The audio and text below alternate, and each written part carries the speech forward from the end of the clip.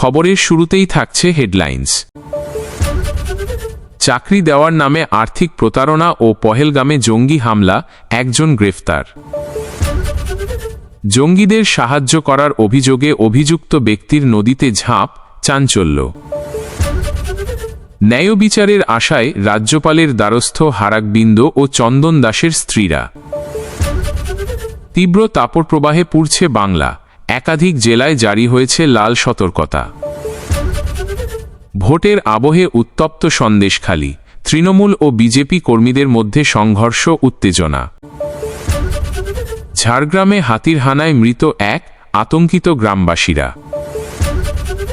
অগ্নিকাণ্ড রুখতে তৎপর কলকাতা পুরসভা, নেওয়া হচ্ছে একাধিক পদক্ষেপ।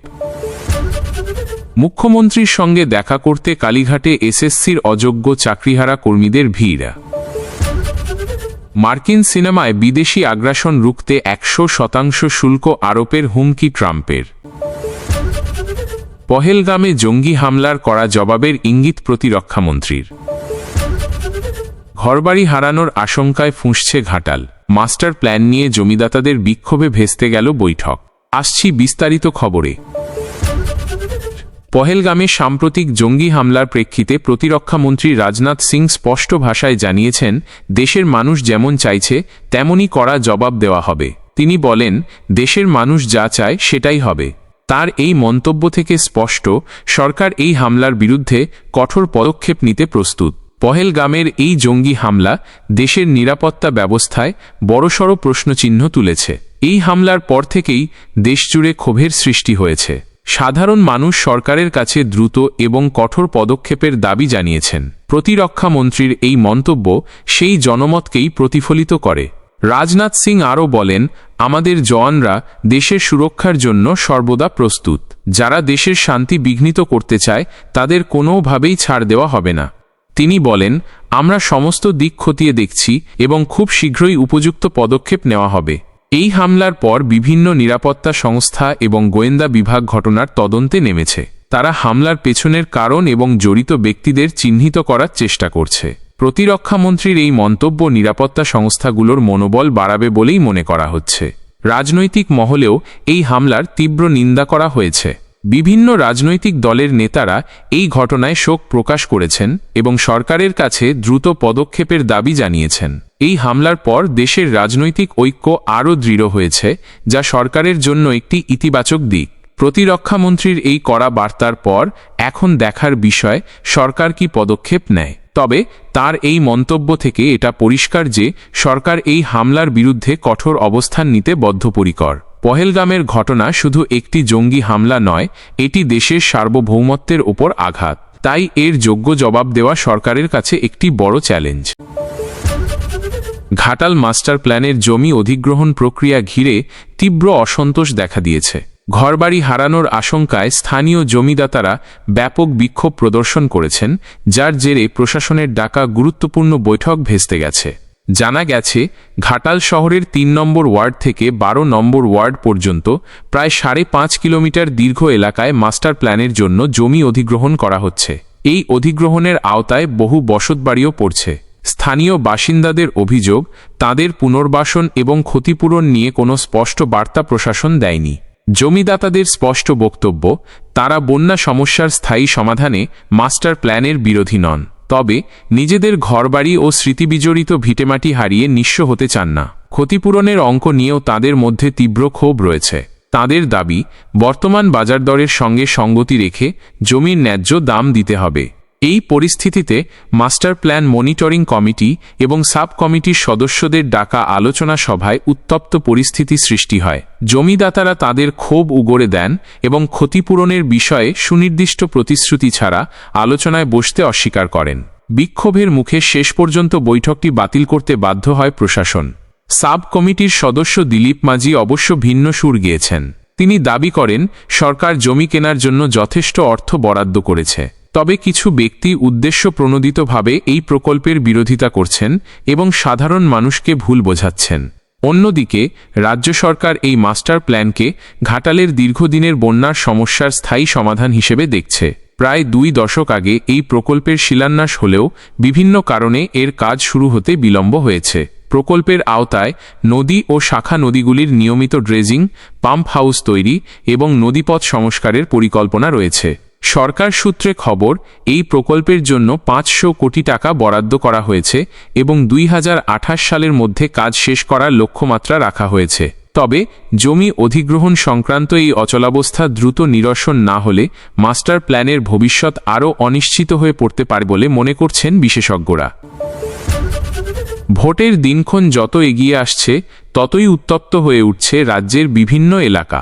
সম্প্রতি উত্তর 24 পরগনার সন্দেশখালীতে তৃণমূল কংগ্রেস এবং ভারতীয় জনতা পার্টির বিজেপি কর্মীদের মধ্যে ব্যাপক সংঘর্ষের খবর পাওয়া গেছে। এই ঘটনায় এলাকায় তীব্র উত্তেজনা ছড়িয়ে পড়েছে।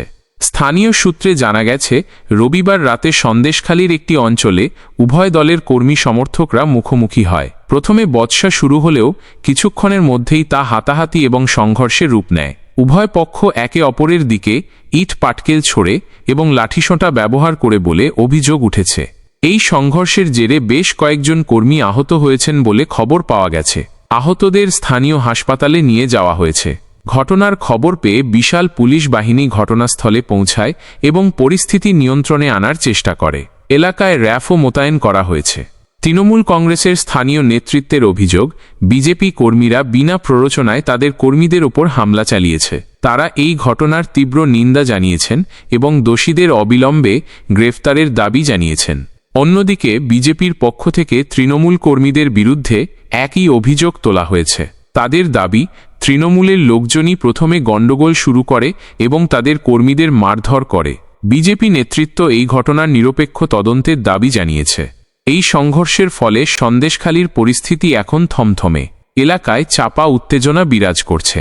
পুলিশ জানিয়েছে, তারা ইতিমধ্যেই ঘটনার তদন্ত শুরু করেছে এবং সংঘর্ষে জড়িতদের চিহ্নিত করার চেষ্টা চালাচ্ছে। পরিস্থিতি নিয়ন্ত্রণে রাখতে এলাকায় পুলিশি টহলদারি বাড়ানো হয়েছে।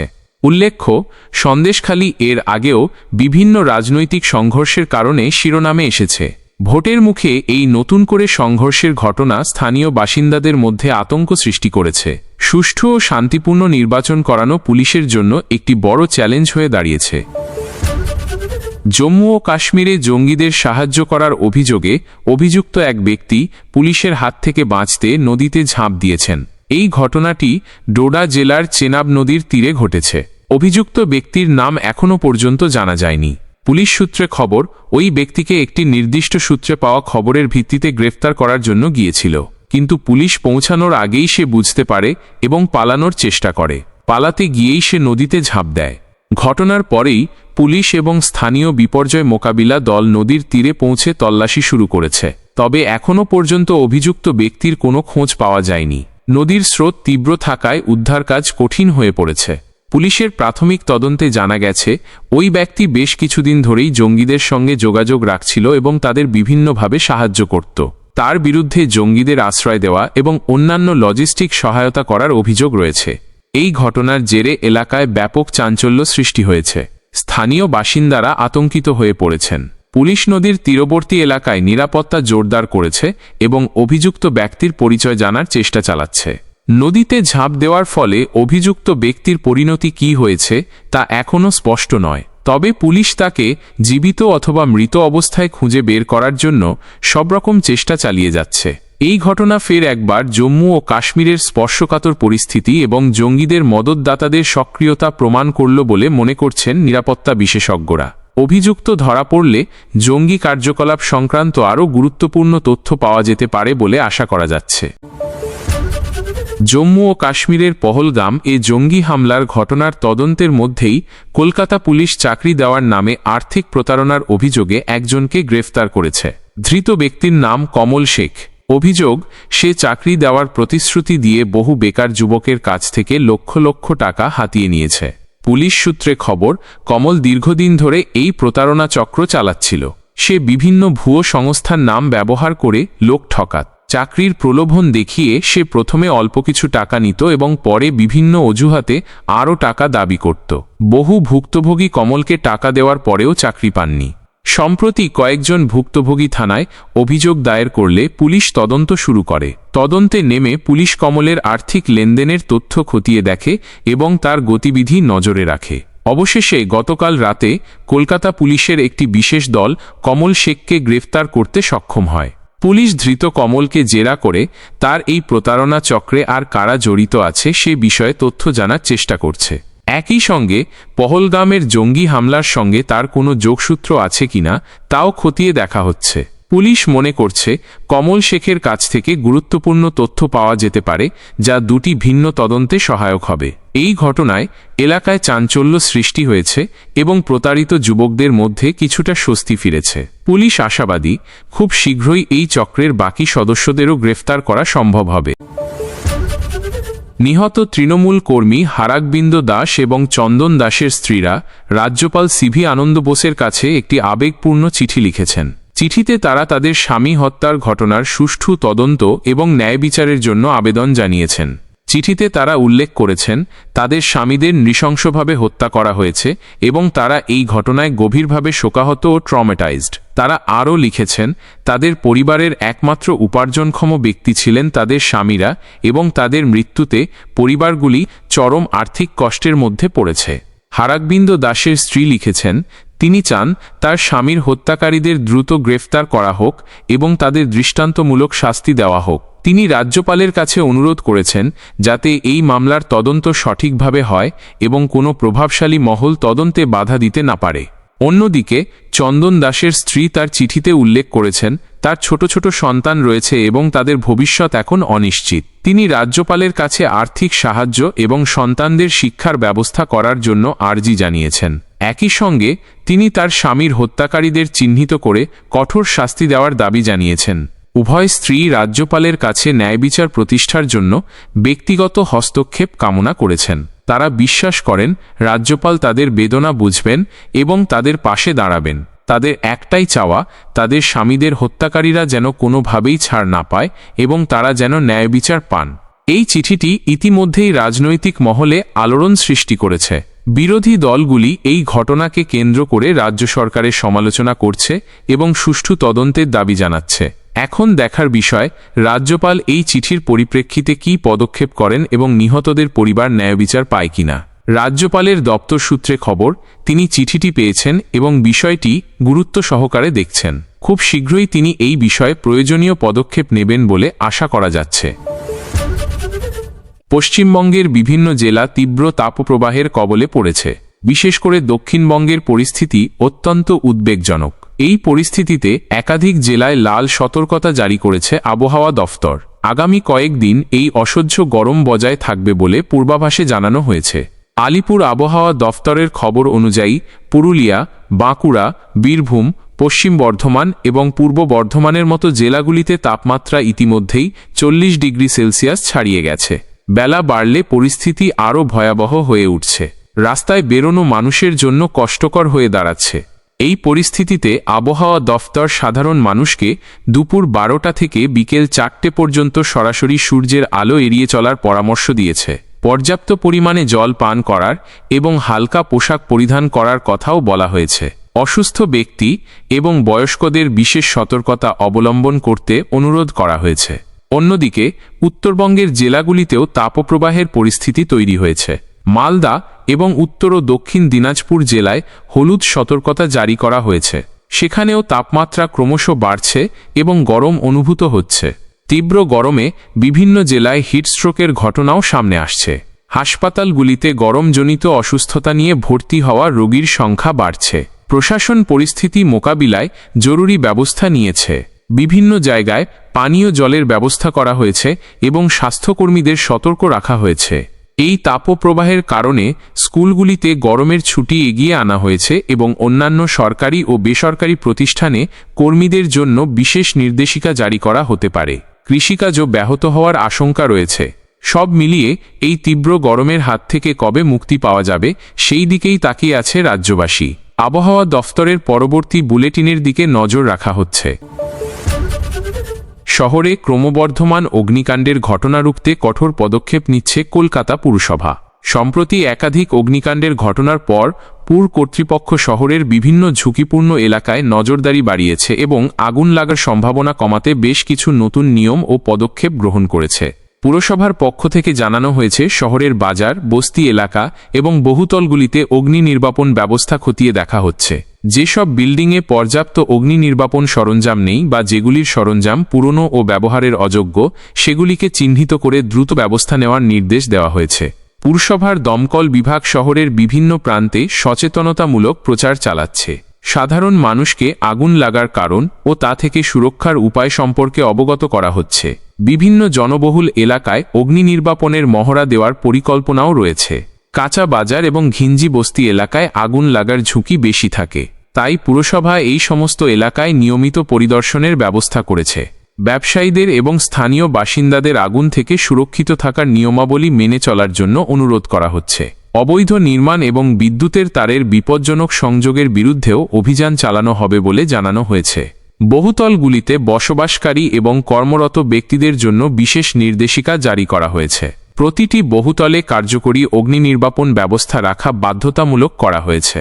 এছাড়াও জরুরি অবস্থার জন্য এসকেপ রুট এবং অন্যান্য সুরক্ষা ব্যবস্থা খতিয়ে দেখা হচ্ছে। নিয়ম না মানলে কঠোর আইনি পদক্ষেপ নেওয়া হবে বলে পুরসভা হুঁশিয়ারি দিয়েছে। পুর কর্তৃপক্ষের আশা, এই সমস্ত পদক্ষেপের মাধ্যমে শহরে অগ্নিকাণ্ডের ঘটনা অনেকাংশে কমানো সম্ভব হবে এবং নাগরিকদের জীবন ও সম্পত্তি রক্ষা করা যাবে। তারা শহরবাসীকেও সচেতন থাকার এবং পুরসভার এই উদ্যোগে সহযোগিতা করার আহ্বান জানিয়েছেন। নিয়মিত নজরদারি এবং সচেতনতার মাধ্যমেই একটি সুরক্ষিত শহর গড়ে তোলা সম্ভব বলে মনে করছে কলকাতা পুরসভা। আমেরিকার প্রাক্তন প্রেসিডেন্ট ডোনাল্ড ট্রাম্প বিদেশি সিনেমার উপর 100% শুল্ক আরোপের হুমকি দিয়েছেন।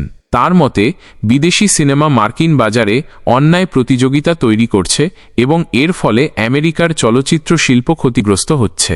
সম্প্রতি একটি নির্বাচনী সভায় ট্রাম্প বলেন, আমরা অন্যায় প্রতিযোগিতা সহ্য করব না। বিদেশি সিনেমা আমাদের বাজারে এসে আমাদের শিল্পকে ধ্বংস করছে। আমরা এর বিরুদ্ধে কঠোর পদক্ষেপ নেব। তিনি আরও বলেন, আমেরিকার চলচ্চিত্র শিল্পকে রক্ষা করা আমাদের কর্তব্য। আমরা যদি ক্ষমতায় আসি তাহলে বিদেশি সিনেমার ওপর 100% শুল্ক আরোপ করব। ট্রাম্পের এই ঘোষণার পর হলিউডে মিশ্র প্রতিক্রিয়া দেখা দিয়েছে। অনেক চলচ্চিত্র নির্মাতা এবং প্রযোজক এই সিদ্ধান্তের বিরোধিতা করেছেন। তাদের মতে, এর ফলে আন্তর্জাতিক সহযোগিতা কমে যাবে এবং সিনেমার গুণগত মান ক্ষতিগ্রস্ত হবে। তবে কিছু আমেরিকান চলচ্চিত্র কর্মী ট্রাম্পের এই পদক্ষেপকে সমর্থন করেছেন। তাদের মতে, বিদেশি সিনেমার কারণে আমেরিকার স্থানীয় শিল্প ক্ষতিগ্রস্ত হচ্ছে এবং এর ফলে বহু মানুষ কাজ হারাচ্ছেন। তারা মনে করেন, ট্রাম্পের এই সিদ্ধান্ত আমেরিকার চলচ্চিত্র শিল্পকে রক্ষা করতে সাহায্য করবে। ট্রাম্পের এই ঘোষণার পর আন্তর্জাতিক চলচ্চিত্র বাজারেও চাঞ্চল্য সৃষ্টি হয়েছে।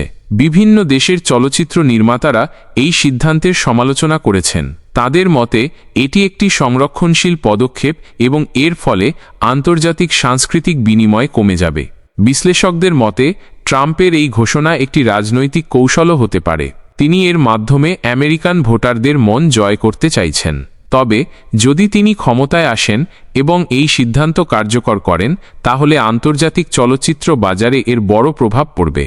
এই পরিস্থিতিতে দেখার বিষয়, ট্রাম্পের এই হুমকি কতটা বাস্তবায়িত হয় এবং এর ফলে আমেরিকার চলচ্চিত্র শিল্প এবং আন্তর্জাতিক চলচ্চিত্র বাজারে কী পরিবর্তন আসে। স্কুল সার্ভিস কমিশনের এসএসসি মাধ্যমে নিয়োগে অনিয়মের অভিযোগে চাকরি হারানো বহু কর্মী মুখ্যমন্ত্রী মমতা বন্দ্যোপাধ্যায়ের সঙ্গে দেখা করার জন্য কালীঘাটে গিয়েছিলেন। তাদের একটাই উদ্দেশ্য, মুখ্যমন্ত্রীর কাছে নিজেদের সমস্যার কথা তুলে ধরা এবং ন্যায় বিচারের জন্য আর্জি জানানো। চাকরিহারা এই কর্মীদের দাবি, তারা দীর্ঘদিন ধরে শিক্ষকতার জন্য প্রস্তুতি নিয়েছেন এবং যথাযথ নিয়ম মেনেই পরীক্ষায় উত্তীর্ণ হয়েছিলেন, কিন্তু দুর্নীতির কারণে তাদের চাকরি বাতিল করা হয়েছে। তাদের অনেকেরই অন্য কোনো জীবিকা নেই এবং এই পরিস্থিতিতে তারা চরম আর্থিক কষ্টের মধ্যে পড়েছেন। রবিবার সকালে বহু চাকরিপ্রার্থী কালীঘাটে মুখ্যমন্ত্রীর বাড়ির সামনে জড়ো হন। তারা প্ল্যাকার্ড হাতে নিজেদের গ্রিভেন্সেস তুলে ধরেন। তাদের প্ল্যাকার্ডে ন্যায় বিচার চাই, আমাদের চাকরি ফেরত দিন ইত্যাদি স্লোগান লেখা ছিল। তবে নিরাপত্তার কারণে পুলিশ তাদের মুখ্যমন্ত্রীর বাড়ির কাছে যেতে বাধা দেয়। দীর্ঘক্ষণ অপেক্ষা করার পরেও যখন মুখ্যমন্ত্রীর সঙ্গে দেখা করার সুযোগ মেলেনি, তখন হতাশ হয়ে পড়েন চাকরি হারানো কর্মীরা। তাদের মধ্যে অনেকেই কান্নায় ভেঙে পড়েন এবং নিজেদের অসহায়তার কথা জানান। আন্দোলনকারী এক চাকরিপ্রার্থী জানান, তাদের জীবন অনিশ্চিত হয়ে পড়েছে। অনেকেরই পরিবার তাদের ওপর নির্ভরশীল। চাকরি হারানোর পর তারা দিশাহারা হয়ে পড়েছেন এবং মুখ্যমন্ত্রীর কাছে সাহায্য চাওয়া ছাড়া তাদের আর কোনো উপায় নেই। অন্য এক চাকরিপ্রার্থী বলেন, তারা আশা করেছিলেন মুখ্যমন্ত্রী তাদের কথা শুনবেন এবং তাদের জন্য কোনো সহানুভূতি দেখাবেন, কিন্তু দেখা না হওয়ায় তারা হতাশ। তারা চান মুখ্যমন্ত্রী তাদের সঙ্গে আলোচনা করে কোনো সমাধান সূত্র বের করুন। এই ঘটনার পর চাকরিহারা কর্মীরা পরবর্তী পদক্ষেপ নিয়ে আলোচনা করছেন। তারা আইনি পথে লড়াই চালিয়ে যাওয়ার পাশাপাশি আন্দোলনও অব্যাহত রাখার কথা ভাবছেন। তাদের একটাই দাবি, তাদের যেন ন্যায়বিচার দেওয়া হয় এবং তাদের জীবিকা ফিরিয়ে দেওয়া হয়। এই পরিস্থিতিতে রাজ্য সরকারের ভূমিকা কী হবে, সেদিকেই তাকিয়ে আছেন চাকরিহারা কর্মীরা এবং সাধারণ মানুষ।